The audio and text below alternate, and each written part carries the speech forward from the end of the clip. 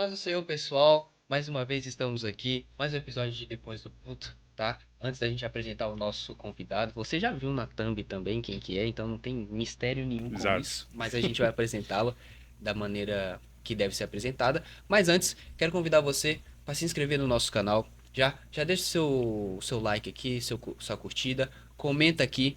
Ah, quem que é que você quer no próximo episódio, qual tema você quer, então já comenta aqui, deixa seu feedback, tá?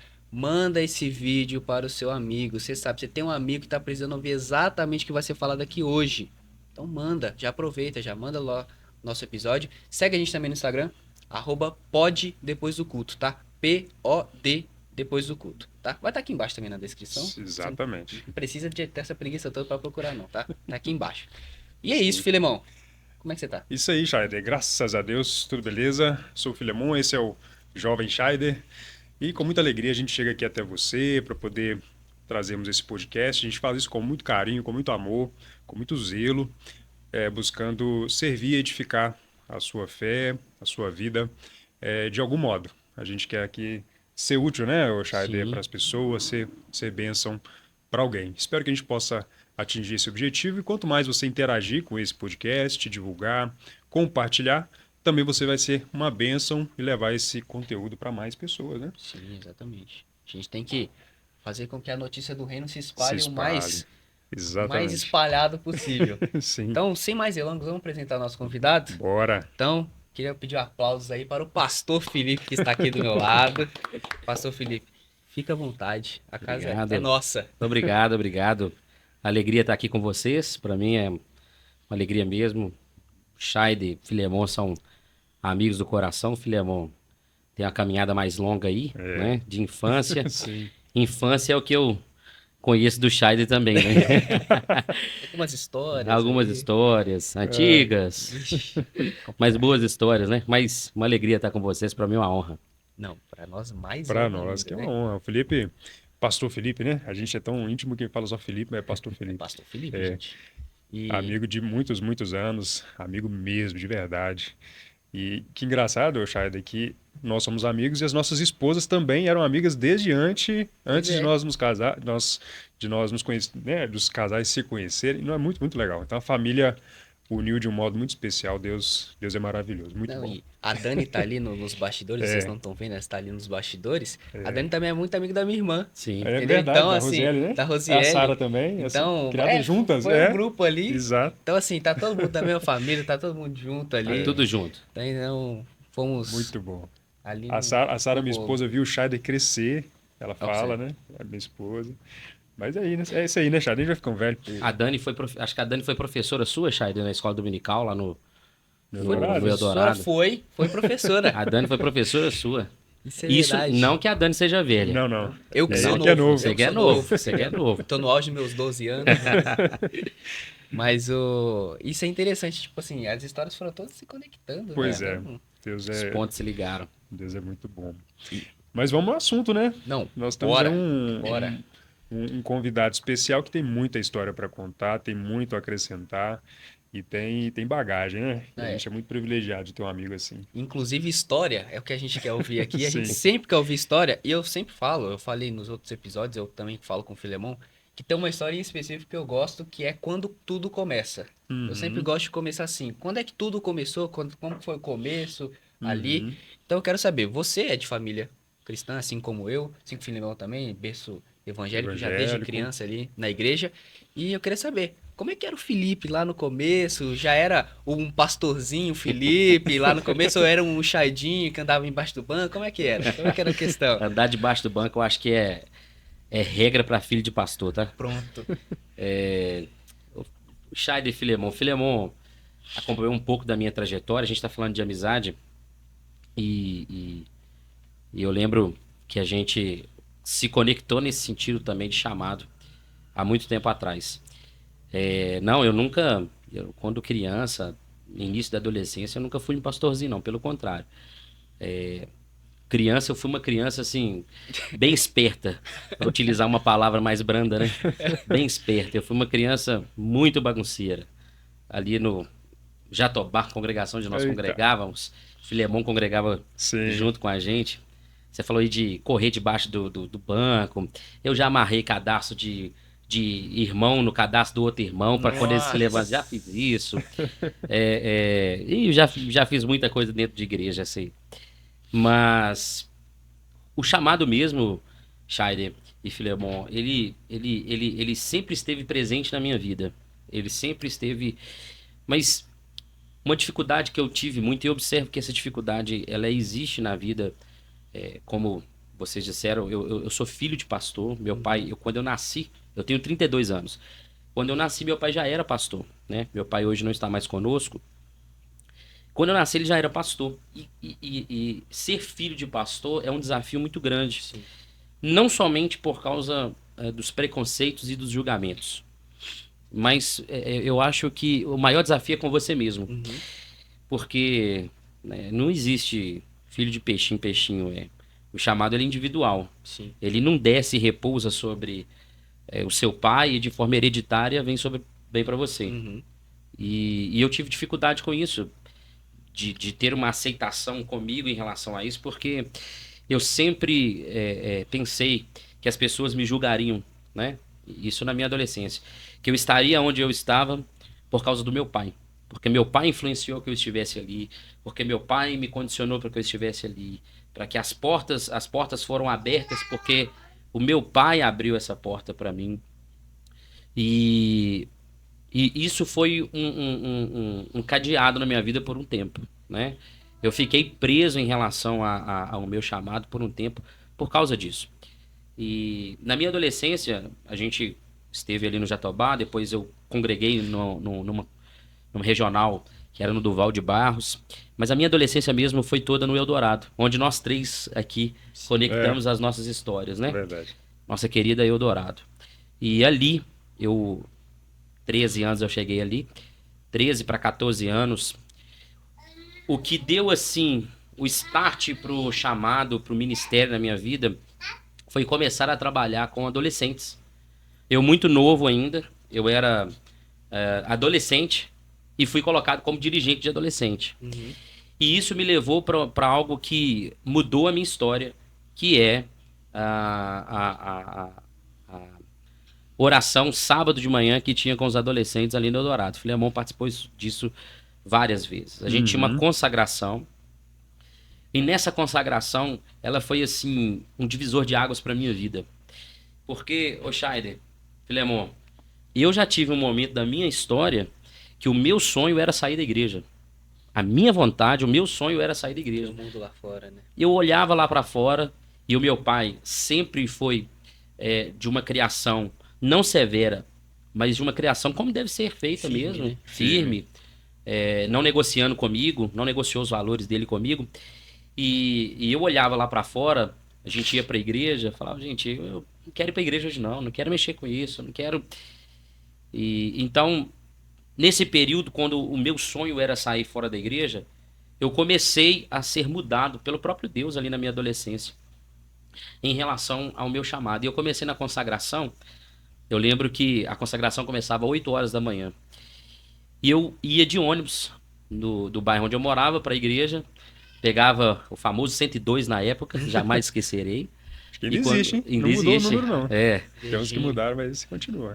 Pegava o 102, Lemon, e assim, 6:30 da manhã, era 8. E eu ia lendo a Bíblia ali no ônibus. E quando eu lia a Bíblia dentro do ônibus e orava, quantas vezes eu chorei dentro do ônibus indo para a consagração. Eu chegava lá um pouquinho mais cedo e eu já chegava assim com vontade de orar, sabe? Eu lembro que algumas vezes eu estava no ônibus assim e o Filemon já participou disso em metrô comigo, em ônibus, em cadeia. Já. Nós vamos contar isso aí. Mas eu lembro que dentro do ônibus eu já em algumas determinadas situações eu falava assim, gente, eu não posso ficar com isso aqui só comigo. E ia na roleta, pedia 1 minuto da atenção do pessoal e falava alguma coisa ali, mesmo sem saber falar ali na roleta. Mas isso foi um processo, 14 anos de idade. Esse foi o processo de 14 anos de idade na minha transformação, foi na oração através da consagração com os adolescentes. Eu lembro que a gente sempre falava que ali, naquela consagração, o Senhor Deus, ele movia de uma maneira muito simples e que os corações ele era quebrantado. E eu dizia isso, mas eu era o primeiro a experimentar isso ali na consagração. E eu lembro de um episódio, nós temos um amigo lá no Eldorado, que nós fomos num culto de adolescentes, num domingo de manhã, numa igreja, no Duval de Barros. A gente estava no Eldorado e foi no Duval de Barros. Não sei se o Filemon lembra disso. Mas, chegando lá, um pastor estava pregando, e no momento da pregação, terminou a pregação, ele estava terminando a pregação, ele fez uma convocação para ir à frente aqueles que se sentiam vocacionados. Eu confesso que eu fui por ir. Falei, vou lá. Mas fui, cheguei lá na frente, ele desceu do púlpito, deixou o microfone em cima do púlpito, desceu lá no púlpito e falou no meu ouvido. E quando ele falou no meu ouvido, ele falou algo específico sobre o meu chamado e sobre a consagração dos adolescentes que estava acontecendo, né, que a gente estava na frente. Mas crente é crente, né? O que acontece na hora? Duvidei.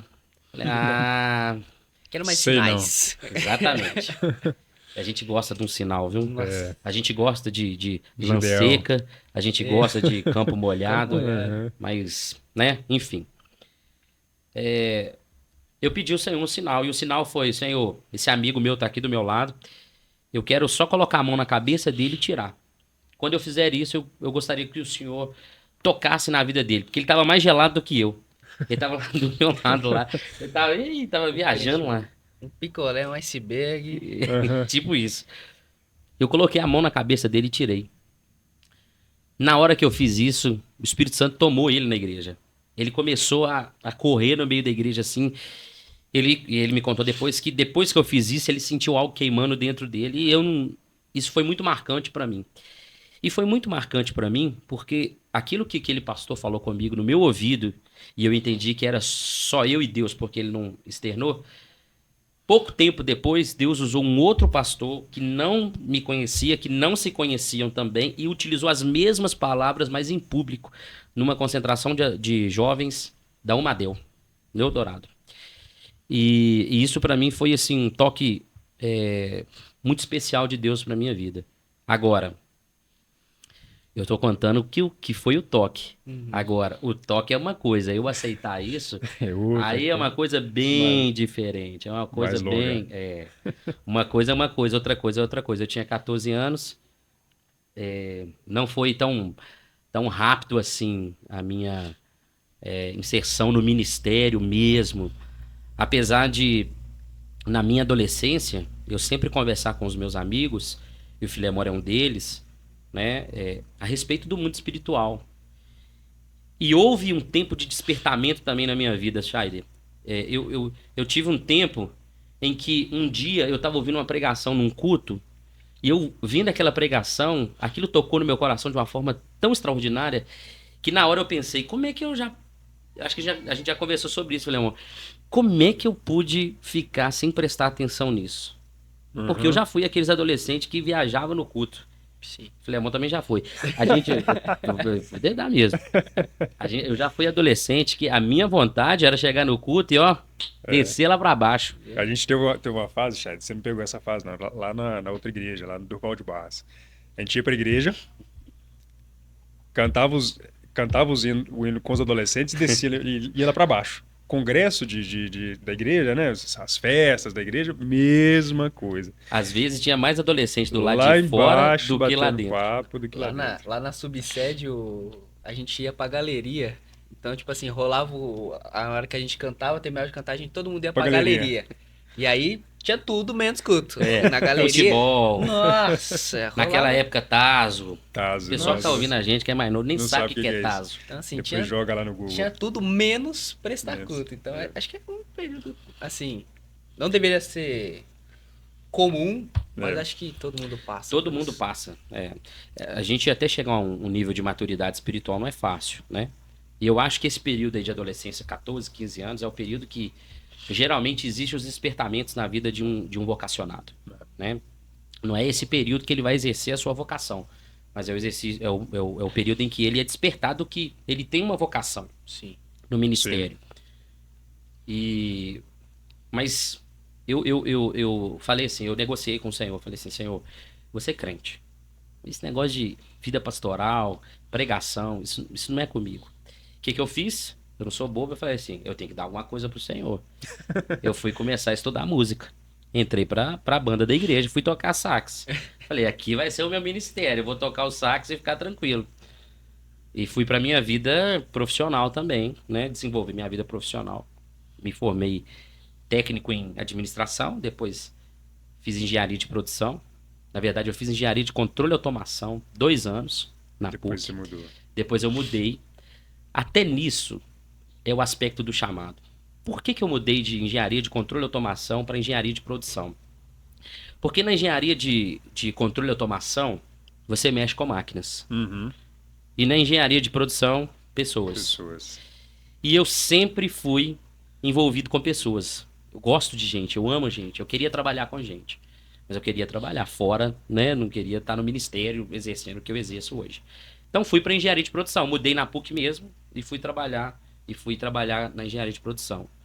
Nisso aí, eu desenvolvi uma carreira profissional, trabalhei em algumas empresas, mas sempre que eu estava desenvolvendo a parte profissional e eu me dediquei a isso, o Senhor me cobrava em relação ao espiritual.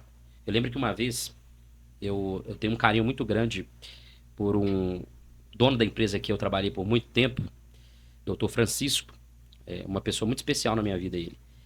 Eu lembro que uma vez eu fui convocado por ele, eu tinha 18 anos de idade.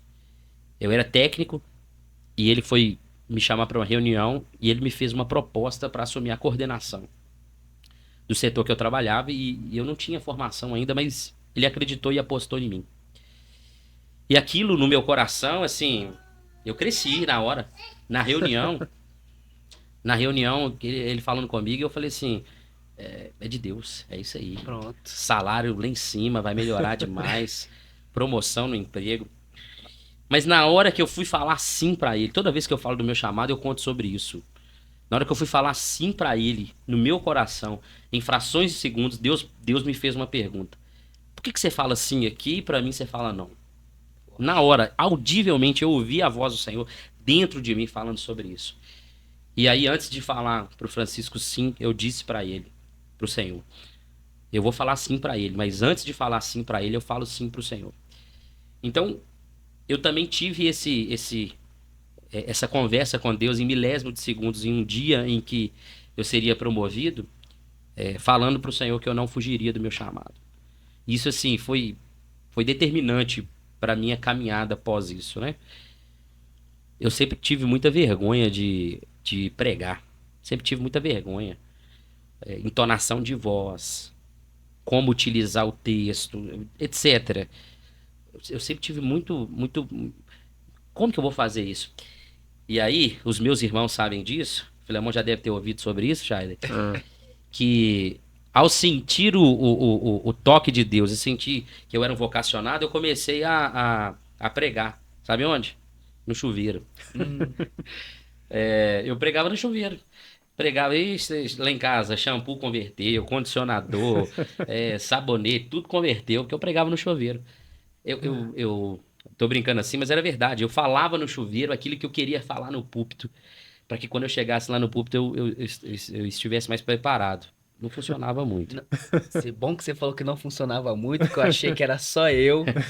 Meus melhores sermões, entendeu? São aqueles que estão lá no chuveiro. E aí eu subo no púlpito, eu abro a Bíblia. Some. Falei, o que eu preparei? Aí eu comecei a escrever no celular, entendeu? Não sei se você utiliza essa... celular, os dois, tablet, né? Prega, né? né? Sim. Então, eu comecei a colocar no celular e tal. E aí o pensamento sempre que eu tenho, eu vou abrir isso aqui, que assim, a última vez que eu preguei foi um culto de jovens, aí o Thiago, o nosso líder lá, ele que me convidou. Ele falou assim, Thiago, ó, Scheider, 1 hora tá bom pra você? Não, calma aí, não tem ninguém pra receber a oportunidade, não. Aí eu falei, não, vamos lá, uns 40 minutos, tá tranquilo e tal. Jogando pra cima, né? Sim. E aí eu comecei e fui pregando e tal. E aí chegou um momento da pregação que eu olhei, eu tava tipo assim, no segundo terço do esboço e eu olhei no relógio, Já 9 horas. 20 minutos. Eu falei, nossa, Ah, já nada. nada. Eu falei, ué. nossa. Pra preencher os 40 minutos. Nossa, E agora o que vai acontecer? Mas assim, aí você vê a questão que nós servimos um Deus que é vivo. É. A gente Sim. não serve a uma estátua, a gente não serve a um Verdade. pedaço de barro, não. Uhum. E naqueles 20 minutos finais, o esboço sumiu. E aí eu fui falando, e fui falando. E aí minha mãe agora tem mania de escrever, né? Então assim, Ela notou. no final ela anotou e tal, e aí depois, no outro dia, ela foi comentar. Então assim, aqueles 40 minutos viraram 50. Eu passei Olha do só. horário do... O meu pai deve ter ficado muito feliz com isso. Mas Seu pai é o pastor ele é da o pastor congregação. da congregação. Mas é justamente isso. Esse peso que você falou a respeito, por ser filho de pastor. E minha mãe falou uma coisa muito interessante que eu também nunca fui muito assim, sempre não queria fazer. Uhum. Sempre queria dar uma fugida. E aí eu lembro que eu comentei alguma coisa com minha mãe e falei assim: "Não, se alguém me falar tal coisa, eu não vou aceitar. Não vou aceitar, não vou fazer". Aí minha mãe virou pra mim e falou assim: "É impressionante como eu vejo o Sérgio em você. A mesma história, a mesma coisa. Ele falava que não ia fazer e não ia fazer, e hoje ele é pastor". Seu Então, pai, no caso, é o assim, Sérgio, só pra... meu pai Sérgio, alguém que pastor não Sérgio. E assim, a mesma história de não vou fazer. E no final, tá lá eu, de terno e gravata. pregando. Então, assim, acho que muitas pessoas passam também por isso. As pessoas que têm essa... Igual, por exemplo, Filemon também é filho de pastor. Sim. Eu sou agora filho de pastor, né? Há pouco tempo. Sim. Né? Você cresceu a vida inteira como filho de pastor. Então, essa questão de... Não vou fazer só um pouco. E, tipo assim, todo esse... Não vou fazer, eu vou... só mais um pouquinho. Vou aceitar tal coisa. E vou aceitar tal coisa. Isso acaba sendo, tipo, o chamado todo se encaixando, né? Deus direcionando as coisas, né?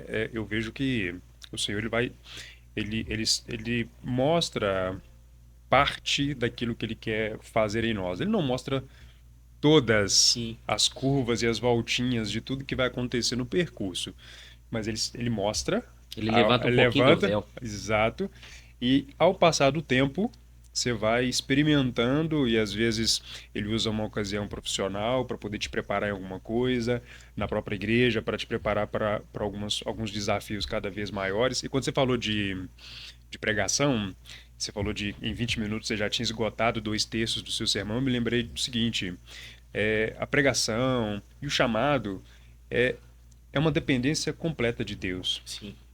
E quando a gente consegue entender um pouco disso, não que a gente entenda completamente, porque Deus é infinitamente maior e insondável. Mas quando a gente começa a perceber que realmente a gente vive na dependência de Deus, a gente começa a ter um pouco menos de preocupação Ansiedade, com o agente, né? Tipo, Uhum. mas eu não sei falar, mas eu não sei fazer, mais. Síndrome de Arão, né? Mas a gente consegue, peraí, realmente, por exemplo, teve 2/3 do seu sermão em 20 minutos, mas quando você se viu assim, e agora? Quem começa? Meu né? sermão acabou. Aí a gente consegue, lógico que não de modo irresponsável, nós não Sim, estamos falando de sim, responsabilidades que tem também esse tipo de... Uhum. Estamos falando de fato, a vida espiritual é uma vida que depende do início ao fim de Deus, e a vida ministerial também depende do início ao fim de Deus. E Deus nos prepara, obviamente, para as tarefas, para as responsabilidades, para que a gente possa corresponder bem àquilo que é a expectativa de Deus, né? É verdade. A pregação, assim, eu acredito que a pregação é uma forma de Deus nos atrair. De que maneira?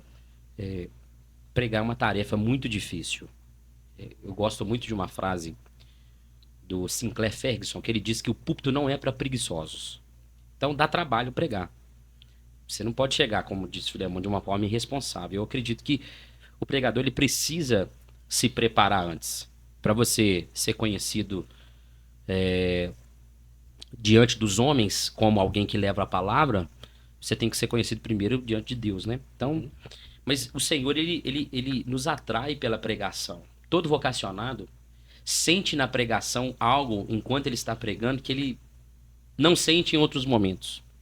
E eu acredito que isso é uma maneira do Senhor nos atrair. Eu quero sentir aquilo de novo, então você vai ter que pregar de novo.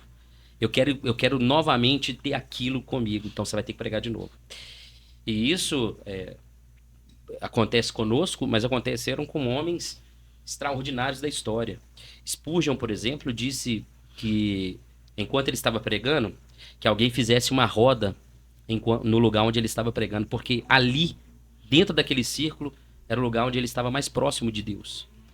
Ele estava, claro, dizendo da sua conexão, da sua comunhão enquanto ele pregava. E pregação, na minha opinião, é isso, né? Claro que ela envolve um tanto de outras coisas. Eu gosto muito de falar sobre pregação, inclusive fiz um trabalho agora, graças a Deus eu formei, uma dissertação só sobre pregação expositiva para pregadores pentecostais. E na minha pesquisa eu me deparei com muitas coisas que esses homens no passado, grandes homens do passado, viveram, que são coisas comuns que você está vivendo, Scheider, que eu vivo, que eu vivi, que o Filemon vive, que o Filemon viveu também. Filemon é outro caso. A gente falar aqui para você, esses dias eu preguei lá no Eldorado e eu falei. A gente falava, Filemon, pastor Filemon. Ih, mas o Filemon falava, não quero saber disso não. Pastor Filemon, pastor Filemon. E hoje, né, Hoje é pastor. na congregação do JK, como que eles te chamam, querido irmão Filemon? Irmão Filemon. Vulgo pastor da congregação. Mas, continuando a história, eu comecei a pregar. Isso também foi... E eu comecei a pregar não somente na igreja, eu comecei a pregar na consagração dos adolescentes e nas visitas de segunda-feira que nós fazíamos. As visitas também eram extraordinárias. As visitas foi, assim, um laboratório para muita gente. E eu sou um deles, né? Tenho certeza que o Filemon também. Sim. Eram cultos que nós fazíamos na casa das pessoas, né? Isso. Era um culto na casa que servia como uma visita para aquela pessoa toda segunda-feira. E era, assim, realmente Deus falava com quem estava sendo visitado e com quem estava visitando também, porque ia o conjunto todo de jovens, parte dos adolescentes, e era muito, muito bom. E aí comecei a pregar. Comecei a pregar na subsede do Eldorado, que era a igreja que eu congregava, e às vezes comecei a ser chamado para pregar em outras igrejas, né? Alguns irmãos corajosos faziam isso. E aí começou a questão do meu chamado. Fui desenvolvendo na área da pregação inicialmente. Fui dirigente de adolescentes, depois fui dirigente de jovens, junto com o Marquinhos, do Eldorado. Isso. Abraço pro Marquinhos. Fui dirigente de jovens lá, junto com o Marquinhos, por um bom tempo, por um bom período. E fui desenvolvendo a minha aptidão que o Senhor me deu, o talento que Deus me deu, assim, né? Consagração, visita e igreja. E isso foi criando proporção. Isso foi crescendo. E às vezes eu era surpreendido, assim, porque a minha expectativa comigo mesmo era muito pequena, né? Eu tinha um grande problema de acreditar que eu daria conta, né? As minhas limitações me travavam muito, né? Eu, por vezes, antes de pregar, ao ensaiar a minha pregação no chuveiro, nem ensaiar no chuveiro eu conseguia, eu começava a chorar. Várias vezes aconteceu isso comigo. Já aconteceu de eu tentar falar na igreja e como você disse aí, ó, eu tinha 20 minutos para falar, eu falei 5. E foi horrível.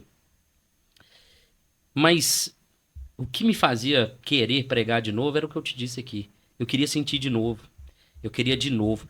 E eu comecei a ver o resultado do ministério na evangelização e aquilo, o meu coração se enchia de alegria. Uma vez eu preguei uma igreja, uma mensagem sobre o filho pródigo. E nesse dia, assim, teve um número muito alto de conversões, né? Eu confesso que eu não dormi nesse dia. Eu cheguei em casa e eu fiquei, assim, atônito, muito surpreso com o que Deus fez na minha vida. E eu não acreditava mesmo em mim. Não acreditava. Mas essas coisas começaram a acontecer e isso começou a me impulsionar. Eu lembro que até uma vez eu conversando com o Filemon sobre essa questão de acreditar, de fazer, de realizar. E a gente estava conversando tanto no âmbito espiritual quanto no âmbito profissional. Filemon me disse assim uma vez. Eu falei, Filemon, não sei e tal. O Filemon falou assim, eu acredito em você mais do que você mesmo. Você lembra disso, Filemon? Não sei se você lembra disso. Eu não lembro dessa fala em si, mas eu acredito mesmo. O Filemon falou assim, eu acredito em você mais do que você mesmo. Eu falei, pensei naquela vez, poxa vida, é verdade, cara. Filemon pode acreditar em mim mais do que eu mesmo. Mas o Senhor acreditava, né? É, O Senhor era o principal e é o principal interessado que os vocacionados se disponibilizem para o reino. O Senhor não fica mendigando que ninguém faça, né? Ele não fica lá, nossa, eu tô tão carente, o Felipe poderia tanto sim. aceitar. Na verdade, quando você compreende que você é um servo do Deus Todo-Poderoso, você entende a honra que você tem de Privilégio. servi-lo, privilégio. Rapaz, o privilégio de você ser um diácono da igreja do Senhor é muito grande, o privilégio. Já parou para pensar o que é o privilégio de você ser arauto do Rei dos Reis e do Senhor dos Senhores? Antigamente, as pessoas se sentiam muito privilegiadas de ser arauto de César em Roma. Mas eles chegavam nas vielas e falavam o que César queria que eles falassem. Nós somos arautos do rei, nós somos arautos do Senhor. O privilégio de falar o que Deus, através da sua revelação, que é a Bíblia Sagrada, nos dá é muito grande. Você está falando o que Deus mandou você falar. Se alguém achar ruim o que você está falando, ele está achando ruim o que Deus mandou falar. Sim. Se alguém te criticar, eles estão criticando Deus.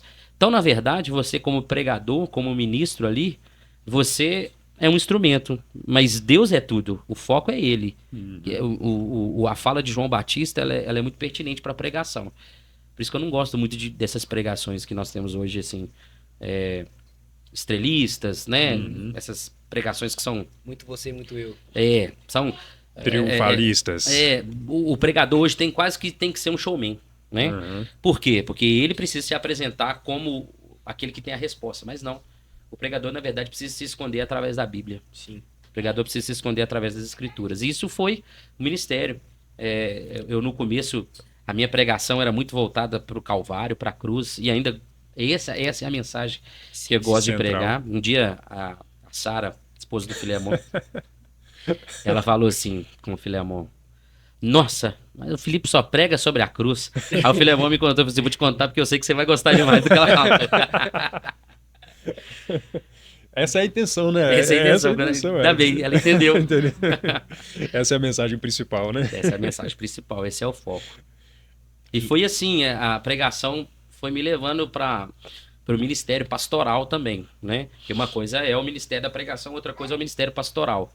Mas elas se conectam, porque na minha visão, o pastor precisa pregar. Uhum. O pastor tem que ser um pregador. Não estou dizendo que ele tem que ser um pregador eloquente, que ele tem que ser Um itinerante, um né? itinerante, mas ele tem que ser um pregador. Ele tem que conhecer as escrituras, né? Saber manusear, né, aquilo que ele tá passando. Sim.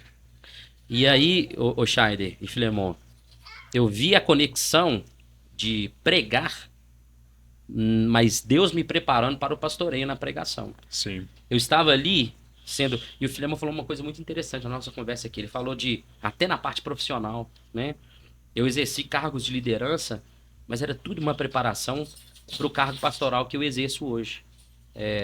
O cargo pastoral é um cargo que eu aprendi muito sendo líder na empresa. Eu compreendi algumas visões, algumas questões que eu utilizo. Mas principalmente a parte que eu desenvolvi ali com 18 anos e até agora da pregação é o que eu entendo que tem que ser. Na verdade, o que eu entendo não, é o que a Bíblia diz que tem que ser a Sim. vida do pastor. Lá em Atos dos Apóstolos, quando foi separar os ministérios, né? O diácono vão servir às mesas, mas nós ficaremos Oração em palavra. com a oração e com a palavra. E na minha opinião, essa é a função principal do pastor. O pastor precisa orar e precisa pregar.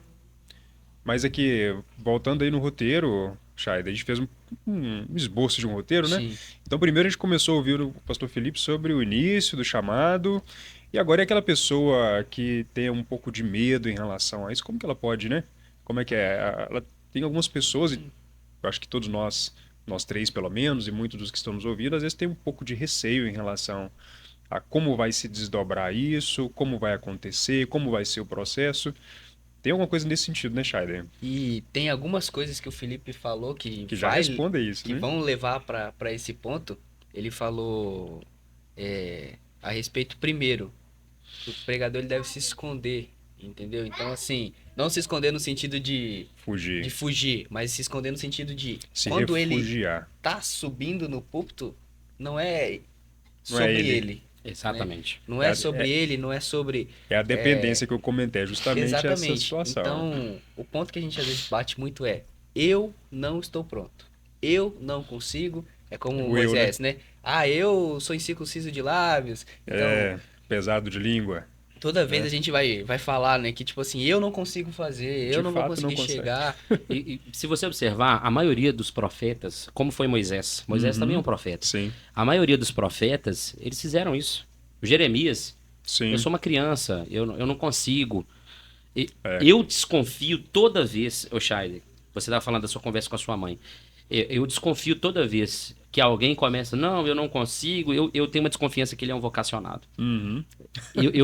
Assim, pode ser que existem vocacionados que se apresentem, mas eu acho que é a Briefing, minoria. né? É. A minoria, eu sei que eu me apresento, eu acho que é a minoria. Eu acho que o vocacionado, a vocação, ela começa com o vocacionado fugindo. O entendimento que não é sobre você. É. Entendeu? Por isso que às vezes tem a questão de entender o peso. Então, por exemplo, o Felipe, o Filemão, eu, a gente. Não tô falando assim, a gente vivendo, a gente entendeu o peso. Então a gente não viveu a parte glamurosa do pastor. É. A gente não viveu É. o pastor no púlpito. A É, gente viveu o pastor a em gente casa. viu o pastor do bastidor. Então, assim, Que é a vida do que é a pastor. vida do pastor. Que é ser pastor é isso. É a coxia, não é um palco. Exatamente. Então, assim, acho que a questão do vocacionado fugir, acho que é muito por isso. É entender o peso do chamado. É porque e assim, mesmo para quem não tem família de pastor, que não tem um pai, um tio, alguém próximo que seja pastor, eu acredito que mesmo essas pessoas que não têm na família, ela percebe de Deus a responsabilidade e isso a faz também temer. Mesmo que ela não Sim. conheça o bastidor do pastor, que é pesado, ela entende assim, não, é uma responsabilidade muito grande. E isso faz com que o ser humano tenda a fugir, a se esquivar, ou a falar assim, será que é isso mesmo? Não é? Fica E muito uma, isso. uma outra coisa que eu até queria aproveitar para apontar, porque nem todo mundo é chamado para ser pastor. Sim. Nem todo mundo é chamado para pregar publicamente num domingo à noite. Uhum. Tem pessoas que são chamadas para outras coisas, O e ensino. para um ensino, para louvor, para diaconia, para preparar as mesas, ou para uma série de para visitar, para contribuir. Tem muitas pessoas, lógico que todos nós servimos na maioria dessas funções, seja contribuir, visitar, louvar, enfim. E como que isso poderia ser aplicado a essas outras pessoas? Como que vocês talvez enxergam essa... Para poder tentar ser um pouco mais abrangente com relação a chamado Sim. e não ficar restrito somente ao pastoreio e à pregação. Uhum. Como que vocês pensam? Então, assim, eu entendo que toda vocação, ela se inicia com a voz de Deus. Seja ela do que for. Todo chamado tem um selo. Qual selo? Foi Deus que chamou. O selo da voz de Deus, ele é a garantia que você recebeu de Deus algo, né? Seja para louvar, seja para ser missionário, seja etc. Né? A forma é multiforme. Primeiro, eu acho que você tem que ser tocado pelo Senhor. E segundo, eu acredito que o Senhor, ele te ajuda a desenvolver a sua vocação naquilo que você tem aptidão, naquilo que você naquilo que você tem talento, naquilo que você tem dom, né? Eu não acho que Deus vai... É claro que é Ele que vai trabalhar em você para que você seja aquilo que Ele deseja. Mas Ele já colocou... Eu acredito sempre que Ele já colocou em você aspectos para que você desenvolva aquilo que Ele deseja que seja o seu chamado, o seu ministério, né? Eu não acredito que o chamado é uma coisa assim pesarosa no sentido de, nossa, eu faço isso, mas eu não gosto de fazer isso. Eu acho que o fugir não é porque não gosta de fazer, mas pelo que você disse, Filemon, pela responsabilidade de fazer e por quem é o dono da seara. É o Senhor, é Deus. A gente não está trabalhando com máquina, a gente não está trabalhando com objetos, a gente trabalha com almas, pessoas, com vidas. A gente aponta para a eternidade. Então, eu penso então que, em primeiro lugar, o selo da voz de Deus. Em segundo lugar, o Senhor já colocou aspectos em você. A gente falou aquela hora de lã molhada e lã seca. A gente sempre gosta muito de Deus nos dar um sinal. Confirmações, confirmações, sinais Uma voz, um e tem que ser do trovão. nosso jeito Tem também, que ser né? do nosso jeito. E aqui eu quero até indicar um livro muito bom, Buscar a Vontade de Deus. Uma ideia cristã ou pagã? Buscar a vontade de Deus. Uma ideia cristã ou pagã? Vamos arrumar um jeito de colocar isso aqui no- Vai ter um cardzinho aí. Vai ter ó. um card por Vai aí, ter. vai. Qual que é o nome Bruce do autor? Waltke é o autor desse livro. Ele mostra primeiro algumas questões lá nesse livro de como algumas pessoas buscou a vontade de Deus de uma forma o Gideão, Urim e Tumim no Antigo Testamento, mas ele levanta a questão, sorte. por exemplo, do Urim e Tumim era aquelas pedras que você falava com Deus, mas ele levanta uma questão interessante, que Moisés, por exemplo, nunca precisou de Urim e Tumim para falar com Deus. Face a face. Ele falava face a face. E era no tempo de Moisés. Deus tolerou aquilo. Mas por que Deus tolerou aquilo? A forma de Deus falar conosco, a forma de Deus colocar em nós, Deus é pai. Eu sou pai hoje, Filemão é pai. Quando eu quero alguma coisa pro Estevão, meu filho, eu não fico escondendo aqui atrás aqui para ele descobrir o que eu quero. Eu deixo claro a minha vontade para ele. Acredito que o Filemão é assim também, deixa claro a vontade para Elisa e agora para Heloísa. Deus da mesma forma. Eu acredito que Deus deixa muito claro pra gente o que ele deseja. Só que existe uma forma, um método para que você ouça e entenda isso. E o método é muito simples. É você orar e é você ler a Bíblia. É você orar e é você ler a Bíblia. Orar e ler a Bíblia é um método para que você compreenda melhor o seu chamado. A oração, acredito eu, que é quando você pega o seu celular e coloca na tomada para ele carregar. Enquanto você está orando, você está sendo carregado. Na verdade, a gente ora para tentar tirar algo de Deus, né? Normalmente. Mas eu compreendi que oração, na verdade, não é para tirar algo de Deus, é para Deus colocar algo na gente. É Ele que coloca enquanto você está orando. E é por isso que muitas vezes a gente dobra o joelho para orar, ou assentado, enfim, não precisa só orar de joelho. Mas a gente ora, e a gente ia orar por uma coisa específica, mas quando a gente levanta da oração, não era isso. Por quê? Porque ele tirou e colocou o que era dele na gente, né? Na oração. Então, acho que o vocacionado, se ele tiver uma vida de oração, uma vida de leitura da palavra, ele com certeza vai ouvir a voz de Deus e o chamado dele vai ser muito claro. Não vai ser uma coisa... Ele não vai ter que decifrar um código Morse para poder entender o chamado dele. Vai estar evidente. Está na sua cara aqui, meu filho. Veja aqui qual que é o seu chamado. Sim. Veja qual que é a sua vocação, né? Interessante aqui, então, eu pelo menos entendo desse modo, é que todos nós, de algum modo, somos vocacionados para alguma coisa. Sim. E, como você bem disse também, Felipe, a pessoa, às vezes, Deus coloca na pessoa algumas habilidades, dons e talentos que são naturais, são manifestos naturalmente, mas Deus vai aperfeiçoando aquilo e vai usando aquilo de um modo de potencializar no sobrenatural. E né? isso é um ponto que você falou, Filemão. Essa é uma pergunta inquietante que eu faço. A nossa geração. Esse é um ponto que, como pastor, eu tenho dito em minhas pregações. Eu vejo no mercado de trabalho jovens como nós, né? Como Scheider, como nós, eu sou jovem também, são leões na vida profissional. Esses talentos, esses dons, eles são muito desenvolvidos na vida profissional. Mas na vida ministerial, eles não são nem gatinhos, que eles nem gatinha. E será mesmo que o que você recebeu de Deus como dom e talento é só para você ganhar dinheiro? Será mesmo que o que você recebeu como dom e talento é só para você ter uma performance profissional, para que você faça uma empresa ir além, ser bem-sucedida e você ser bem-sucedido? Será que o que você recebeu e que faz você ganhar uma grana é para que você tenha um carro 2023, 2024, para que você more numa boa casa, para que você compre um celular que você tanto deseja? Creio que não. Aquilo que Deus colocou em nós, em primeiro lugar, é para a glória do nome dele. A gente foi criado para adorar a Deus. Nós fomos criados para louvor dele, né? Filemão disse, todos nós somos vocacionados. Mas eu vejo que a nossa geração, em um ponto, ela falha. Nem todos colocamos à disposição de Deus aquilo que Deus nos deu. Nem todos. Quem dera se os jovens colocassem à disposição todo o talento que tem aí. Nós dominaríamos plataformas digitais. Nós dominaríamos meios que precisam ser dominados, que é da educação. judiciário, meio político, né? A gente precisa de jovens que se despertem para que esse talento que Deus deu a eles seja para a glória do nome do Senhor.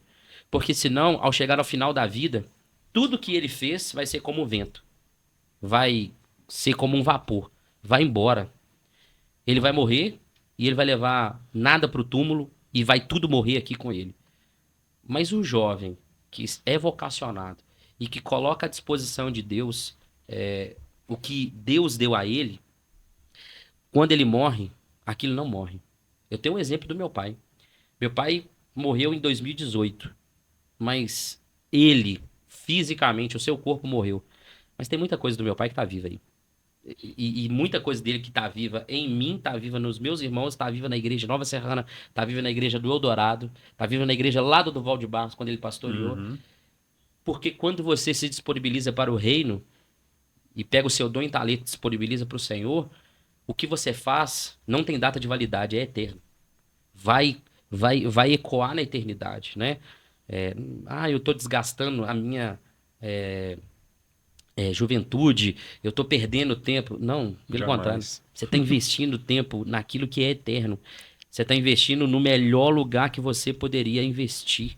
Porque se você investir em outros lugares, todos eles são efêmeros, passageiros e estão com o tempo contado. A gente não sabe se vocês vão ter uma outra conversa com alguém aqui. Nosso fôlego de vida pode acabar. Mas a eternidade nós sabemos que nós estaremos lá. É fato. Uhum. E uma coisa interessante é que a pessoa que compreende e corresponde a esse chamado de Deus, ela, além de ser galardoada, que Deus recompensa também de algum modo na terra, conforme a vontade dele, mas mas o galardão é certo. Sim. A coroa, a recompensa, breve virá. E como é bom a gente ter a consciência e viver com a expectativa e a esperança de ouvir do Senhor, servo bom e fiel. Às vezes, alguns recebem talentos e escondem um talento, pensam assim, nossa, mas eu só recebi um talento, deixa eu enterrar ele aqui para poder entregar lá no final. Mas a pessoa que faz isso, ela é imprudente. A gente deve, na verdade, trabalhar para quê? Se o Senhor nos deu pouco, que sejamos fiéis no pouco. Que sejamos fiéis no pouco. Porque o Senhor, ele multiplica isso, ele vai honrando e vai correspondendo e vai trazendo aquilo que ele tem para a nossa vida. Às vezes a gente não nasce com uma estrela assim, dizendo assim, você vai ser um grande homem de Deus, com todos os detalhes. Não sabe. O que a gente tem que fazer, o que eu tenho que fazer, o Chay tem que fazer, o pastor Felipe tem que fazer, é sempre nos colocarmos à disposição. Se isso vai ser honroso e maravilhoso perante as pessoas, a gente não tem como saber. É Deus quem sabe. E uma outra coisa, poder falar justamente a respeito desse ponto, de questão de outras pessoas. Beleza, Deus chamou, eu sei que Deus me vocacionou, e com relação à expectativa das outras pessoas? Por que eu tô falando isso? Porque tem gente que se mede assim. Aí eu vou cantar, mas o que fulano vai achar quando eu cantar? Mas como é que é a repercussão disso? Mas... E sabe, a pessoa fica tão presa em como vai ser a repercussão daquilo que acaba se limitando em servir ao Senhor de coração e fazendo tudo que ela pode fazer da melhor forma possível. Como lidar com essa situação? Eu quero até botar mais Vai lá. uma gracinha nessa pergunta aí. A respeito da expectativa nossa para com os outros, mas também a respeito da nossa expectativa com o nosso chamado. Sim. Às vezes a gente acha que todo chamado envolve o glamour. Então, por exemplo, né? Às vezes você vê, eu tô reunindo com jovens e vários deles falam, do Billy Graham e tal, o próximo Billy Graham, quem que vai ser o Billy Graham e tal. E talvez não vai ter nenhum, entendeu? Então, assim, primeiro, a expectativa que você gera em questão aos outros, mas também a expectativa no próprio chamado. Sim. O chamado não quer dizer que vai ser algo grandioso terreno, mas sempre vai ser algo grandioso espiritualmente. Exatamente. Eu gosto muito do profeta Jeremias, eu já citei ele aqui, eu cito de novo. O profeta Jeremias teve um chamado e uma vocação que nenhum de nós aqui gostaríamos de ter. Ele, por exemplo, é o único que tem a permissão de Deus para escrever um cântico fúnebre na Bíblia. Porque Lamentações é um cântico fúnebre. É um homem andando por uma Jerusalém devastada, profetizando, falando, vendo o que aconteceu na Jerusalém. E Jeremias, no seu chamado, ele não tem glamour. Na verdade, Jeremias só tem pedrada. O chamado de Jeremias não é reconhecido pelos seus, inclusive pelos seus da sua família. Nem a própria família de Jeremias reconheceu o seu chamado. Mas olha que interessante. Como eu disse, lembrando o que eu disse, o chamado de Jeremias não foi para o túmulo com Jeremias. A ponto de, quando Jesus estava nas partes de Cesareia de Filipe, quando você estava falando, eu estava lembrando disso. Jesus vai fazer um quiz, né? E ele vai perguntar assim: quem os homens dizem quem eu sou? Aí os discípulos vão responder: os lá de fora dizem assim, que o senhor é um dos profetas. Aí eles citam, dizem, entre os profetas, eles dizem que o senhor é Jeremias. Olha que honra para Jeremias. Uhum. Agora os seus, que não reconheceu Na época, na tava época vivo ali. de Jesus, entendeu qual era o ministério de Jeremias e a relevância do ministério dele, a ponto de confundir com o próprio Cristo que andou na face da terra. O Cristo andou, o Cristo estava andando, falando: não, Jeremias deve ter sido igual esse cara aí. Então, a expectativa, ela deve ser totalmente colocada em Deus. A expectativa de João Batista. Mas a gente tem dificuldade com isso porque a nossa raiz do pecado, ela quer de alguma forma fazer com que a gente se envaideça, o nosso ego ganhe alguma coisa com isso. A gente vai sempre ter que lutar com isso. Isso nunca será uma coisa que, na minha opinião, vai ser extirpado do seu ministério, Scheider. Não, hoje o Senhor tira isso de você e você nunca mais vai ter problema com isso. Enquanto você for ser humano, você vai ter problema com isso. Sim. Mas se você entender quem você é, entender quem Deus é, você sempre saberá discernir o seu tamanho e o tamanho de Deus. Você sempre vai conseguir entender que você é pó, criatura, e que Ele é o Todo-Poderoso, acima de tudo e acima de todos. E que você tem o privilégio e a honra, e que você nem merecia, porque você é um servo inútil. A Escritura diz isso, você é um servo inútil, você só... Eu prego, beleza, você não faz mais sua obrigação, você é um servo inútil. Você tem o privilégio de falar as verdades de Cristo, cantar sobre Cristo, apacentar as ovelhas de Cristo, cuidar da igreja onde os santos de Cristo se reúnem, ser um diácono que está cuidando da reunião onde Cristo é evidenciado. Enfim, os vários ministérios, mas porque tudo converge para Jesus. Sim. Você sempre vai ser um escravo. Uhum. Ah, não, pastor, mas eu não quero ser escravo, não. Mas a Bíblia falou que a gente é escravo. Servo. Servo. A palavra lá, quando Paulo vai falar que nós somos escravos de Cristo, Hernandes Dias Lopes, um dia pregando, disse que essa palavra, ela lá no grego, ela assemelha-se àqueles remadores de galés que ficavam remando até morrer. Quando eles morreram, eles eram jogados fora. Nós somos assim. Nós somos servos do Senhor Jesus. Mas com uma diferença, né? Cristo é tão especial, Cristo é tão maravilhoso, que ele foi capaz de morrer pelos servos dele. Imagine o dono do navio olhando para os remadores de galés e dizendo: eu vou, por causa daqueles remadores, eu vou padecer e morrer, porque se eu não morrer, aqueles remadores sempre estarão ali. E quando eles morrerem, eles serão jogados não no fundo do mar, mas na extremidade do lago de fogo, né? Mas foi especial o que ele fez por nós. Então, assim, respondendo a primeira parte. Agora, e a expectativa dos outros? Em relação à expectativa dos outros, a gente precisa entender que sempre elas vão ter. A expectativa de alguém em relação a nós que somos filhos de pastor, alguém que canta bem, a pessoa começa a cantar bem, ali já tá não gosto de falar levita, né? Ali já tá um levita. Levita. Tá levitando? Tá levitando. Amém. Eu não tenho problema muito com essas adaptações, né? A gente sabe que não é, na sua completude, mas os levitas também participavam no coral do templo. A expectativa externa, ela sempre vai existir. Que exista.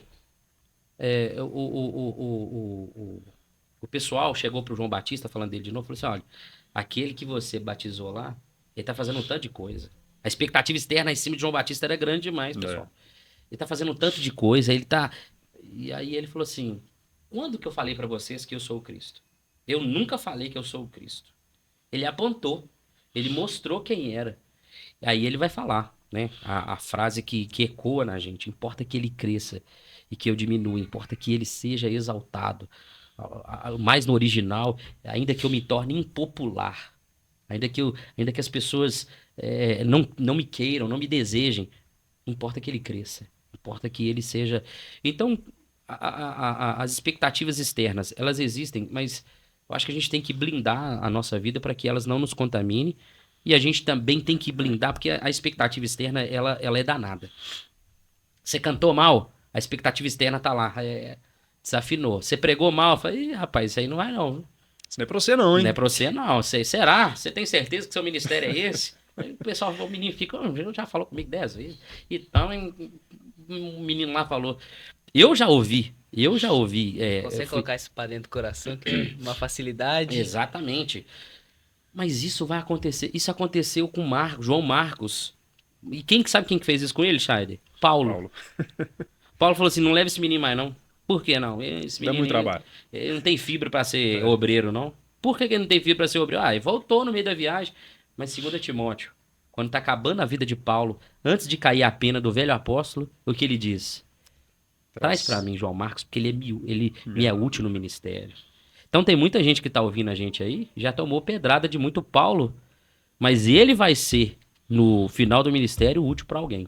Mas deixa eu só puxar aqui um gancho nisso daqui. Então, a pessoa que às vezes deixa de fazer algo por causa da expectativa, seja positiva ou negativa de outras pessoas, está colocando a sua confiança e a sua expectativa no lugar errado. Exatamente. E isso acaba limitando o chamado de Deus, porque o chamado não é das outras pessoas, é para nós servirmos as outras pessoas, mas não para poder nós sermos aplaudidos por elas. E muita gente deixa de fazer por causa desse problema de reconhecimento. Exatamente. E isso é muito sério, e é interessante nós reforçarmos isso aqui talvez, porque a pessoa que está começando, talvez a gente está falando para um jovem, para um adolescente, que sente que tem um chamado, mas que com toda certeza não tem ainda a habilidade para poder fazer isso. E ele vai errar. E ele vai errar. E se ele não consegue lidar bem com essas expectativas das pessoas e dela mesma em relação àquilo que ela sabe que Deus vai usar e fazer, ela pode acabar demorando mais nesse processo de desenvolvimento. Sim. Porque não vai aceitar peraí, eu sou um menino, Deus vai me usar, mas tem um tempo certo, tem um jeito certo, tem o desenvolvimento disso. E quando a gente vai lidar com expectativa de pessoas, você falou muito a respeito de quando a pessoa vai mal, mas tem o outro lado. É isso, eu ia falar sobre isso. Você já ia chegar. Então, tem um lado quando a pessoa vai bem também. Então, Exatamente. a expectativa das pessoas é sempre um parâmetro horrível, 80, né? horrível de ser usado. Lógico que você vai ouvir as pessoas, até para poder você ter um espelho, para poder ver se você não está, né, destoando, né, se você não está, né, mas nunca deve ser o nosso termômetro. Porque também tem outro lado. E aí, Felipe? Assim, a minha vida, eu falo muito de pregação porque a minha vida é essa. Por exemplo, pregação é uma coisa danada nesse sentido. Porque você espera, primeiro, o aplauso, que é a resposta imediata da igreja, a glorificação e etc. E eu acho que não é assim, porque por muitas vezes você, como pregador, é tentado a pregar uma mensagem direcionada para que isso aconteça, mas você negocia. Não era aquilo que era para você pregar naquele dia. E se você prega aquilo naquele dia, pode ser até que aconteça. Você vai ser negligente com o seu chamado, você vai ser negligente com o que Deus te chamou para fazer, e você vai estar se curvando ao que os outros desejam, ao que o público quer. O reconhecimento, o aplauso também pode ser um vírus muito letal para o ministério de qualquer pessoa. O ego inflado, você comer disso, sabe? E achar que você, de alguma forma, faz o que você faz porque você é bom, e isso é por causa do reconhecimento das pessoas. Isso na verdade, está escancarado aí. A gente tem visto um tanto de gente que perdeu o seu ministério porque não deu glória a Deus. Traduzindo, simplesmente não deu glória a Deus. A glória era de Deus. E isso eu vejo que é muito mais prejudicial para o reino de Deus quando a pessoa tem o reconhecimento Uhum. e deixa isso dominar o coração. É. Do que a pessoa que às vezes não é reconhecida no início e se sente ofendida e triste por não ter o seu dom e talento reconhecido. Porque quando a pessoa está lá embaixo, no sentido de não ter tido algum tipo de projeção menor, Ser maior, qualquer que esquecido, seja, né? isso é quase que inócuo à igreja como um todo. Sim. Mas quando a pessoa já tem um nível de projeção, já é um pastor, já é um obreiro, já é um cantor reconhecido, já é um grande pregador, e deixa isso entrar no coração, e a pessoa já tem um reconhecimento, e ela começa então a destilar um veneno que acabou entrando na veia dela, na veia espiritual dela e Sim. contaminando a muitos. E isso vai acontecer. E resultados vão acontecer. Sim, Não é porque a pessoa se perdeu no seu coração que resultados não vão acontecer. Eles vão acontecer.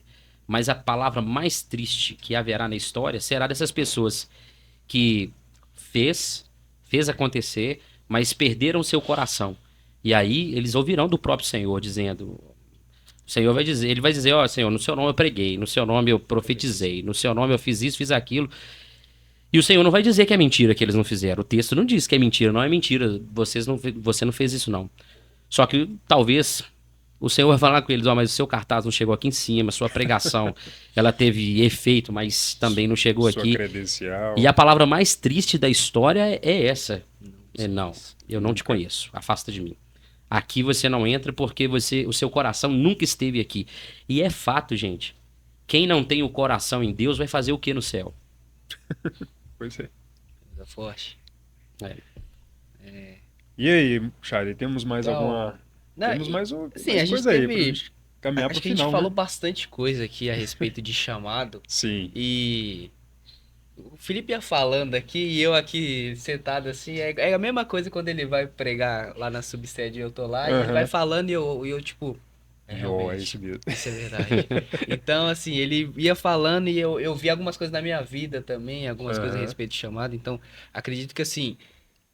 Se a pessoa que tá fazendo o chamado é privilegiado, você que tá assistindo é outro privilegiado também. Porque É tudo que tá verdade. sendo falado aqui é. A gente não tá falando de coisas terrenas, a gente tá falando de coisas eternas. Sim. A gente vai caminhando pro nosso final. Tem 3 perguntas aqui que a gente gosta de fazer, a não ser que É você queira nossa. Não, fazer alguma outra. não, não, tá. A gente vai caminhando aqui agora pro final. Tem 3 perguntas que a gente faz todos os episódios. Então você que já assiste, a gente tá acostumado. Então todos os episódios a gente sempre faz essas 3 perguntas. E elas foram respondidas, né, durante o programa, Verdade. né? Mas vamos agora sintetizar tudo isso, vamos agora Amarrar esses amarrar pontos isso tudo e deixar isso pra um corte só, né? isso, pra gente conseguir mais um cortezinho no YouTube aí. Primeira pergunta que eu quero fazer, você já falou a respeito disso, da sua trajetória, do despertar. Sim. Queria que você falasse assim, qual foi o momento em si? Você até falou a Uhum. respeito daquela profecia que você recebeu a respeito daquele pregador naquele Sim. momento e em outros momentos também. E esse foi o seu despertar real ou teve alguma coisa ali no secreto, alguma coisa ali entre você e Deus no seu quarto, algum momento que você falou assim, hoje eu não vou orar. Não, quer dizer, deixa eu orar. E aí virou. Teve. Eu acho que aquele que se sente vocacionado e está se sentindo ainda preso, o batismo com o Espírito Santo muda tudo, né? O revestimento de poder é para isso. É para que o seu ministério vá além do que ele iria se você não tivesse esse revestimento. E quando eu fui batizado com o Espírito Santo, a minha confirmação que eu queria com Deus, que eu fui batizado, foi na sala da minha casa, numa madrugada de oração. Eu e Deus. E eu comecei a orar 3 horas da manhã, pedindo ao Senhor uma confirmação, se eu realmente tinha sido batizado com o Espírito Santo ou não. E eu senti uma unção de Deus naquela madrugada tão grande que a oração foi até a hora de tomar banho para ir para a escola. Foi madrugada adentro, até chegar de manhã. E ali eu senti Deus me mudando e me moldando e me dando o que eu precisava para desenvolver. Então foi na oração, foi na busca no secreto ali que eu recebi mesmo de Deus. Não só confirmação, mas a graça, a unção mesmo que eu via muitos homens de Deus tendo e que eu entendia que era necessário para desenvolver o ministério. Maravilha. A gente falou, né? Hoje, você, né, com o ministério já mais consolidado do que quando tudo começou. Uhum. Qual que era o conselho que você daria pro pequeno Felipe lá atrás, que tava ainda naquela dúvida, é ou não é, faço ou não faço? Qual conselho você daria? Falasse assim, olha, se alguém me falasse isso, acredito que não o caminho seria mais fácil ou mais curto, mas o caminho seria mais objetivo. Eu teria É. menos desvios. Olha, uma coisa que eu gostaria de ter tido antes, mais experiência com Deus em oração. Eu diria pra mim, ore mais. Você vai ter experiência com Deus em oração. Eu gostaria de ter orado mais na minha adolescência, na minha juventude. Eu acho que a oração sempre vai ser uma ferramenta. E ler a Bíblia, eu sempre gostei muito de ler a Bíblia, mas ler a Bíblia também é essencial. Quanto mais, melhor. Agora, uma outra coisa, oração principal, ore mais. Você vai receber de Deus orando. Lendo a Bíblia. Nenhum mais, nenhum menos, né? Alguém perguntou assim, o que é mais importante, ler a Bíblia ou orar? Alguém respondeu assim, qual asa do avião é mais importante, da direita ou da esquerda? Então, Exatamente. mas uma segunda coisa que eu falaria pra mim é estude mais teologia. Estude mais teologia no início, sabe? Dedique-se mais à teologia, sabe? A teologia piedosa, a piedade, sabe? A buscar o conhecimento para compartilhar com seus irmãos. No meu caso, ministério pastoral e de pregação, a gente precisa exercer ele com o maior zelo possível e com a maior excelência possível. E o estudo da palavra de Deus é onde a gente vai encontrar isso para compartilhar, né? Então, ler bons livros. Leia bons livros, gente. Leia bons livros, né? A gente tem a experiência de ler Leonardo Ravenhill, Porque tá do Pleno Avivamento. Aquilo transforma a vida da gente. Ler David Wilkerson, A Cruz e o Punhal. Como aquilo impactou a minha vida quando eu li esse livro, A Cruz e o Punhal, a vida de David Wilkerson. Eu ouvi uma vez uma mensagem de David Wilkerson, tá aí no YouTube aí, Batismo de Angústia, não sei se vocês já ouviram essa mensagem, um batismo de angústia.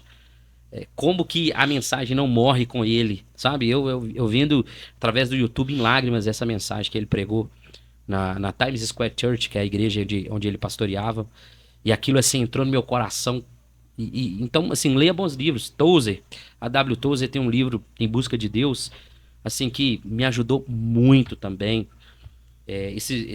Há pouco tempo, alguém disse assim, pastor, a minha fé está muito superficial. O que eu posso fazer? Na hora eu peguei um livro do Tozer e entreguei para ela. Os perigos de uma fé superficial. Sua resposta está aqui. Então, eu também gosto muito do Tozer. Então, lê bons livros também, eu diria, ô Felipe. Dedique-se à leitura, porque cada vez que você dedicar à leitura também, você vai encontrar subsídios para compartilhar. E aqui, você vê, são conselhos que Tá vendo? ele aprendeu durante a vida que hoje você não precisa mais errar, você pode De mão simplesmente beijada aqui, tá olha aí, só. de graça, De graça. cobrando nada. E a última pergunta seria, a gente fala de depois do culto, Sim. a gente fala de vida em casa, né? A gente fala de uma Fora vida... do ambiente Isso. da igreja, das Vida quatro cristã, paredes, né? Fora do Também fora do templo, do né? templo. Sim. Dentro do templo, mas fora do Também templo fora. também. Qual hábito você mantém hoje, né? Dos seus vários hábitos, que nós temos vários hábitos, mas qual hábito que você mantém hoje, ou você já manteve durante um tempo, você falaria assim, olha, se eu tivesse que escolher somente um hábito da minha vida inteira, qual seria esse hábito para manter minha vida cristã? Qual seria esse hábito que você fala assim, fazer isso pra mim, eu acho que foi importante ou ainda é importante? Ô, Chay, isso, assim, eu respondo isso, assim, sem dificuldade nenhuma, sabe? São os meus devocionais. O meu devocional de oração e leitura da palavra é um horário específico do meu dia que é inegociável. Não tem nada. Nesse horário eu não tenho compromisso nenhum. Esse horário é de Deus. Da mesma forma como no trabalho eu tinha aquele horário para chegar e para sair, eu coloquei no meu dia, na minha rotina, um horário que é de Deus. E diante disso, ô Scheider, nesse horário que é de Deus, eu faço pelas manhãs. Eu li uma vez um livro do Pregação e Pregadores do Mark Lloyd Jones, E o Mark Lloyd Jones diz assim: pastores, guardem suas manhãs. Guardem suas manhãs para os seus devocionais. E eu procuro fazer isso. O meu devocional é aquilo que me fortalece mesmo para uma vida pastoral, né? Eu não tenho tanta experiência, sou muito novo para uma vida pastoral. Eu preciso em Deus buscar, e é no devocional, né? E é interessante o que você falou, essa vida pastoral, ela precisa ser recheada de oração. Porque não é no púlpito, a pessoa acha. Uma vez uma irmã perguntou pra gente lá na igreja lá: pastor, você está aqui de dia? Eu achei que vocês só estavam aqui no culto. A nossa vida, ela é integral, por isso que é o pastor integral. Ela é integral a Deus. E a oração, se o pastor não tivesse a vida devocional, se o vocacionado não tivesse a vida devocional, ele vai cair num automático, ele vai fazer do jeito que tem que fazer. Hoje, por exemplo, eu desenvolvo um ministério com a minha esposa.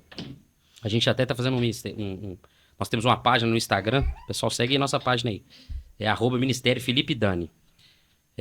A gente fala justamente sobre isso, sobre a vida pastoral na vida da família, de filho, né? Esposa, a vida conjugal, porque ali está também o seu ministério. Porque se você não cuidar da sua própria casa, se você não cuidar dos seus, você negou a fé e é pior do que o infiel. Então a fé também, ela é exercida, e esse é um hábito também que eu não posso deixar de dizer, ô Scheider, o hábito de estar com a minha família, de não negociar o momento de lazer, de descanso, de estar junto com a minha esposa, de estar junto com o meu filho, de brincar com o meu filho, de brincar com a minha esposa, de estar com ela, de conversar com ela. Então, isso também é inegociável. Tanto é que Estevão e Daniel estão aqui. Estão aí. Estão aqui nos bastidores. Não sei se vai sair na gravação algumas falas do Estevão. O Estevão participou. Não sei se os microfones pegaram, mas... Foi ativo. Tá super ativo, comendo um pão de queijo. Estevão. E Felipe, para encerrar, bônus. Eu falei 3, sabe como que é? Tem mais uma? Tem um bônus. Qual que é? Tem um bônus. O bônus é o seguinte. A gente falou que, ó, tá dando 1h e pouquinho de programa. Nesse tempo todo de programa, se pudesse resumir esse programa inteiro com uma passagem bíblica, uma história, um personagem, para fazer aquele jovem que tem uma preguiça de assistir as coisas inteiras aí, falasse assim: quero resumir. Onde você mostra, onde você fala assim, quem procurar, qual história, qual versículo, o que resumiu tudo isso aqui que a gente falou? Quero dizer para você que tá assistindo só essa parte, procura lá para trás, lá que tem muita coisa boa lá, tá? Mas eu gostaria de deixar, então, um texto de 2 Timóteo. A gente falou de vocação. Timóteo, um pastor novo, recebendo a orientação de um pastor mais velho, né? E quando ele está acabando o seu ministério, é a sua última carta, ele diz assim, quero deixar esse texto aqui para vocês. Diz assim, ó, no versículo de número 14, capítulo de número 3. Tu, porém, permanece naquilo que aprendeste e que foste ensinado, sabendo de quem tens aprendido, e que desde a tua meninice sabe as sagradas escrituras, que podem fazer-te sábio para a salvação pela fé que há em Cristo Jesus. Porque toda escritura, divinamente inspirada, é proveitosa para ensinar, para redarguir, para corrigir, para instruir na justiça, para que o homem de Deus seja perfeito e perfeitamente instruído para toda boa obra. Para você, vocacionado, conjure-te, pois, diante de Deus e do Senhor Jesus Cristo, que há de julgar os vivos e os mortos na sua vinda e no seu reino, que pregues a palavra em tempo, fora de tempo, redargues, repreenda, exorte, com toda longanimidade e doutrina. Aleluia. É isso. Graças a Deus. Privilégio, hein? Foi assim, 1h. Voou, né? E foi algo Passa assim, rápido, tudo quanto foi ministrado aqui foi algo fora da curva mesmo, mas assim, pra gente realmente levar conosco. Sim. Quer falar alguma coisa? Só agradecer a Deus primeiramente, ao nosso convidado Felipe Sobra Lopes, amigo de longa data. Agradecer também meu amigo Scheider, corajoso, viu? Esse menino, né? Corajoso mesmo. A gente tem uma amizade de um bom tempo e sempre um amigo, um companheiro, trabalhando aí fortemente no podcast. E a gente está aí. Breve a gente vai lançar alguns negócios juntos. Ore por nós, ore por esse projeto que temos, que o Senhor continue com a gente, para que nós possamos levar esse tipo de conteúdo para o máximo de pessoas possível. Se você tem interesse em contribuir e ajudar de algum modo, chama a gente aí em algum canal que você está vendo esse trecho, que vai ser uma bênção, que você vai poder também ser um canal e ser usado por Deus para fazer essa mensagem chegar cada vez mais pessoas. Né, Shailen? E falando novamente, se inscreve no canal, Verdade. ativa as notificações, tá? Compartilha esse vídeo, curte, manda lá pro seu amigo, pra sua amiga. Você sabe que tem um vocacionado que tá precisando ouvir isso. Mande esse episódio, tá? Mais uma vez agradecer o pastor Felipe, agradecer a Dani e o Estevinho que tá ali. E manda um recado lá pro pessoal de Nova Serrana que deve estar assistindo também. Vou mandar, verdade. mandar um recado aí pro pessoal de Nova Serrana, igreja querida de Nova Serrana. Deus abençoe vocês. Tô voltando agora para Nova Serrana, daqui a pouquinho a gente vai estar lá. Inauguração. Deixar um abraço aqui para vocês também. Obrigado, Que Filemon, obrigado, Scheider. Uma alegria para mim estar com vocês e estar aqui nos bastidores com o TT e com a Dani é melhor ainda, né? Tá acompanhado dessa benção. E vou deixar de novo o recado para vocês. Seguem lá, @Ministério Felipe Dani. Tenho certeza que é um conteúdo que vai abençoar a vida de vocês. Amém. Maravilha. Vai estar aqui na descrição, aqui embaixo, você vai lá na nossa descrição, tá nosso Instagram, @POD depois do culto, e vai ter também Ministério Felipe Dani, Isso. vai estar na nossa descrição também, vão lá, segue lá, e é isso. Muito Fechou. obrigado a você que ficou até aqui, tá? Não fica só nos cortes, assiste o episódio todo que tá muito bom, e é isso, te vejo depois do culto. Falou! Até mais.